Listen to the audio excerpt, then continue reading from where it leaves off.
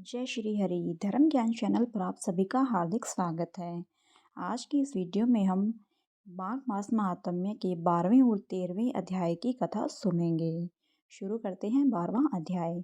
यमदूत कहने लगा कि जो कोई प्रसंगवश भी एकादशी के व्रत को करता है वह दुखों को प्राप्त नहीं होता। मास की दोनों एकादशी भगवान पद्मनाभ के दिन हैं। जब तक मनुष्य इन दिनों में व्रत नहीं करता उसके शरीर में पाप बने रहते हैं।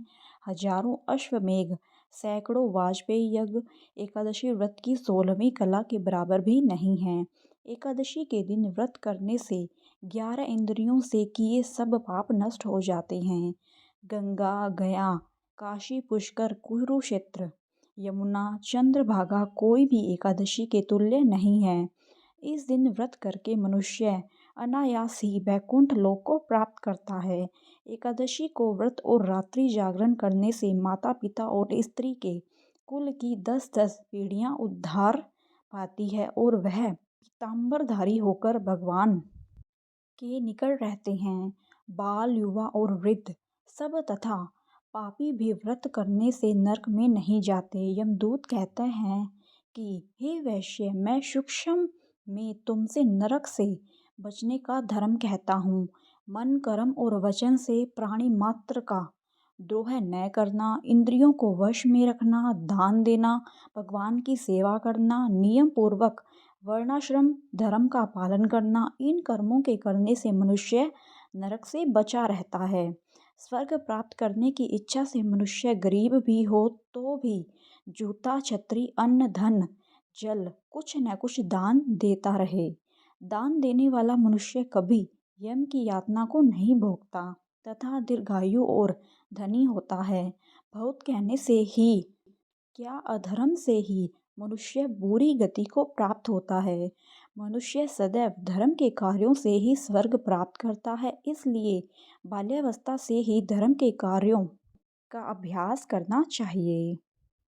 मित्रों, 12वां अध्याय यहीं पर समाप्त होता है। अब हम शुरू करते हैं 13वां अध्याय।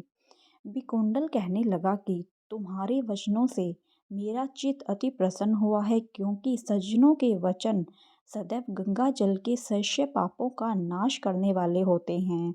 उपकार करना तथा मीठा बोलना सज्जनों का स्वभाव ही होता है। जैसे अमृत मंडल चंद्रमा को भी ठंडा कर देता है। अब कृपया करके यह भी बताइए कि किस प्रकार मेरे भाई का नरक से उद्धार हो सकता है। तब दूत कुछ देर ज्ञान दृष्टि से विचार कर मित्रता रूपी रस्से से बंधा हुआ बोला कि हे वैश्य, यदि तुम अपने भाई के लिए स्वर्ग की कामना करते हो तो जल्दी ही अपने 8 जन्म के पुण्य फल को उसके निमित्त अर्पण कर दो। तब विकुंडल ने कहा कि हे दूत, वह पुण्य क्या है और मैंने कौन से जन्म में और कैसे किया है, सो सब बतलाओ, फिर मैं अपना पुण्य अपने भाई को दे दूंगा। दूत कहने लगा कि हे वैश्य, सुनो, मैं तुम्हारी पुण्य की सब कथा कहता हूँ। पूर्व समय में मधुवन में शाल्की नाम का ऋषि था। वह बड़ा तपेश्वरी ब्रह्मा के समान तेज वाला था। नवग्रह की तरह उसकी स्त्री रेवती के 9 पुत्र थे, जिनके नाम ध्रुव, शशि, बुध, तार, ज्योतिमान थे। इन पांचों ने गृहस्थाश्रम धारण किया तथा निर्मोह, जितमाय, ध्याननिष्ठ और गुणातग ने चारों संन्यास ग्रहण कर वन में रहने लगे। ये शिखा सूत्र से रहित पत्थर और सोने को समान समझते थे। जो कोई अच्छा या बुरा उनको अन्न देता वही खा लेते और कोई कैसा ही कपड़ा दे देता उसको ही पहन लेते। सदैव ब्रह्मा के ही ध्यान में लगे रहते। इन चारों ने व्रत, शीत, निद्रा और आहार सबको जीत लिया। बस चर अचर को विष्णु रूप समझते हुए मौन धारण करके संसार में विचरते थे। ये चारों महात्मा तुम्हारे घर आए जब तुमने मध्याह्न के समय भूखे प्यासे इनको आंगन में देखा तो तुमने गदगद कंठ से आंखों में आंसू भरकर इनको नमस्कार करके इनका बड़ा आदर सत्कार किया।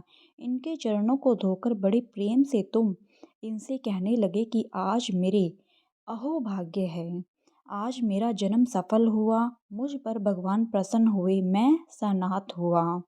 मेरे माता-पिता, पत्नी, पुत्र, गौ आदि सभी धन्य हैं जो आज मैंने हरि के सहर्ष आपके दर्शन किए।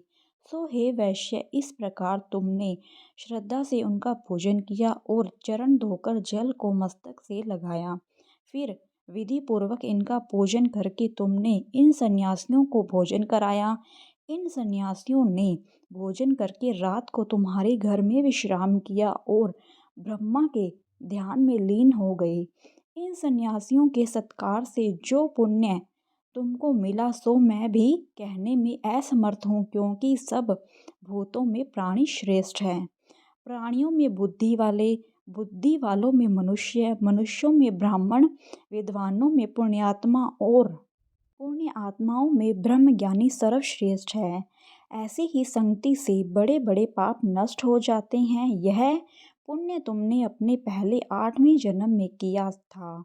सो यदि तुम अपने भाई को नरक से मुक्त कराना चाहते हो तो यह पुण्य दे दो। सो दूत के ऐसे वाक्य सुनकर उसने प्रसन्नचित्त से अपना पुण्य अपने भाई कुंडल को दे दिया और वह नरक से मुक्त हो गया और दोनों भाई देवताओं से पूजित किए गए। तब दूत अपने स्थान को चला गया। इस प्रकार वैश्य के पुत्र विकुंडल ने अपना पुण्य देकर अपने भाई को नरक की यातना से छुड़वाया।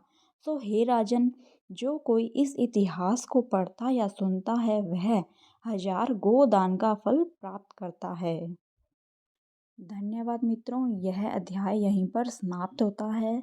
अगर आप सभी को आज की यह कथा पसंद आई है तो मेरी वीडियो को लाइक करें, शेयर करें और मेरे चैनल को सब्सक्राइब करें। धन्यवाद। जय श्री हरि।